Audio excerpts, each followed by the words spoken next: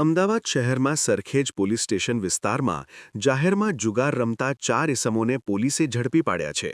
પોલીસે જુગાર અધિનિયમની કલમ 12 મુજબ ગણનાપાત્ર ગુનો નોંધી કાયદેસરની કાર્યવાહી હાથ ધરી છે.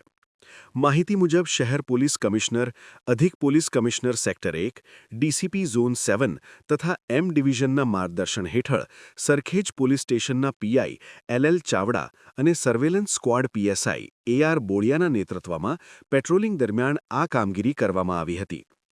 તારીખ 15 માર્ચ 2026ના રોજ સાંજે અંદાજે 7 વાગે ઉજાલા સર્કલ પાસે સૂર્યાંશ સાનિધ્ય ફ્લેટની પાછળ આવેલા ખુલ્લા મેદાનમાં બાવળિયાની ઝાડીઓ પાસે 4 ઇસમો પૈસા પર હારજીતનો જન્ના મન્ના નામનો જુગાર રમતા ઝડપાયા હતા. પોલીસે સ્થળ પરથી રોકડા રૂપિયા 13,370 તેમજ 52 પત્તા જપ્ત કર્યા છે.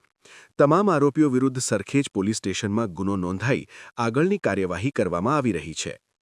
પકડાયેલા આરોપીઓમાં જીતેન્દ્ર ગણપતભાઈ પરમાર 44, લલિતકુમાર વાલજીભાઈ મારુ 34, કમલેશ ધરમજી બોચિયા 40 અને વિશાલ દલપતભાઈ પરમારનો સમાવેશ થાય છે. આ સમગ્ર કામગીરી સરખેજ પોલીસ દ્વારા કરવામાં આવી છે, જેને પ્રશંસનીય માનવામાં આવી રહી છે.